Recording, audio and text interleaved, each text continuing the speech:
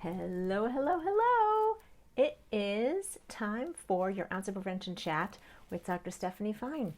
That's me. I am Chief Physician at Maintenance University, and we get together here every week to talk about maintenance and weight loss.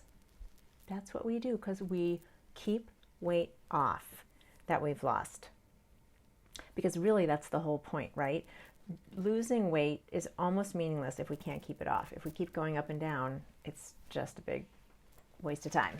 so that's what we talk about. And today we are talking about how, with the order of things, people often will wait to be kind to themselves once they've stopped binging or drinking or whatever they lost weight, and then they'll be nice to themselves. But it actually works in the opposite way.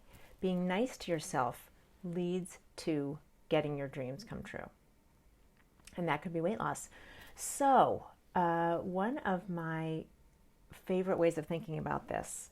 So, in the blog today, actually, I talked about saying five good things for every one bad thing that you say to yourself or your kid or someone else. So, to sort of balance out the equation, every time you say one negative, critical thing, saying five positive things, particularly about yourself, is the most important. Here's something really interesting, too. You don't have to believe it. Which is funny, right? You'd think you'd have to believe what it is, but you don't. It has to be something plausible and that you sort of think that it's true, but you don't have to be 100% behind it yet. But getting in the habit of saying five things for every one critical thing you catch will make a huge difference, because when you're thinking those things, when you think critically, you feel terrible. When you think something nice, you feel better. And that's what we're headed towards, is feeling better. If you feel better, you'll lose weight. Meaning, if you feel good, you'll be able to make the decisions you need to make to lose weight and keep it off. If you feel cruddy, it just feels like a hard thing to do all the way around.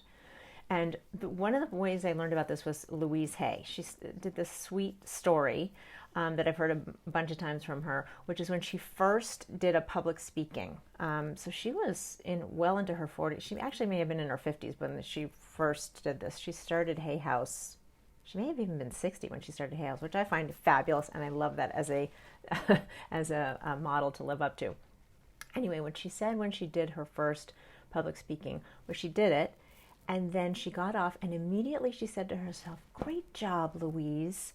You really did it. That was your first time. How wonderful." She spoke that way to herself, which I always found incredible, especially when I first heard this story. She said later she was able to look at the speech and say, "Oh, you know what? I think next time it'll be better to do it this way."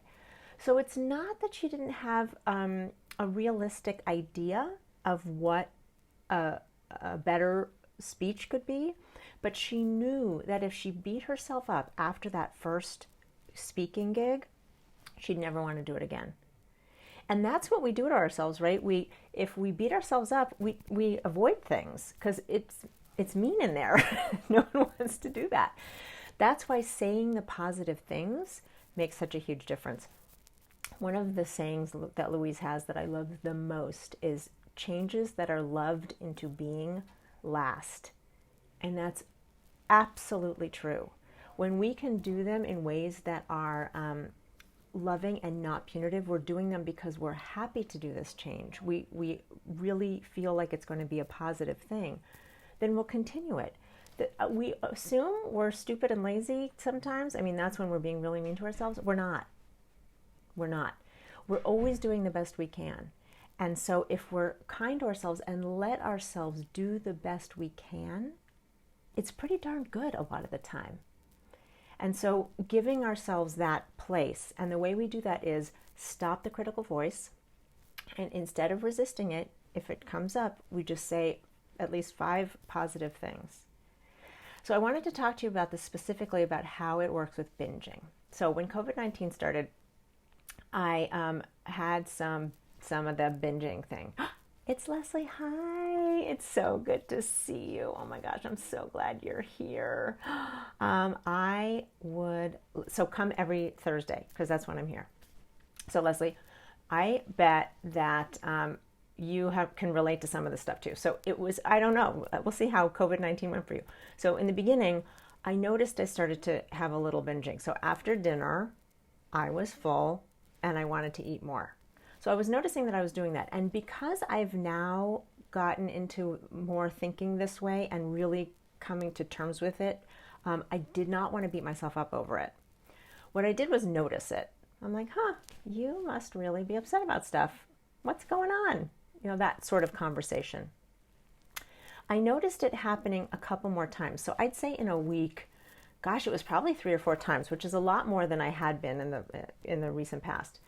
And but I kept being kind about it, not being mean to myself about it. It went away, I'd say, in about a week, maybe a couple more days than that. I was so impressed with that. By allowing it to be it on its own resolved, because I was being curious about it and I wasn't being punitive. And so when I was curious, I was like, I wonder what's going on. And so then I was able to address the situation.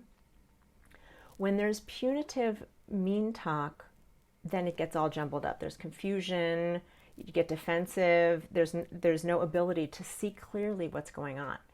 So it directly helps, speaking kindly to yourself, directly helps just simple overeating. And I highly recommend that you look into that. So the idea is to feel better first. And the way you do that is by speaking kindly to yourself. And then watch the decisions be easier and easier to make. That's what I've got for you today. I'm sending love to you, Leslie, and all the rest of the people out there. I am so happy to speak with you. Please leave comments. I would love to know how you feel about speaking kindly to yourself, if you've noticed that you've gotten better about it over time. It's something that just takes practice, and it's well worth it. Bye.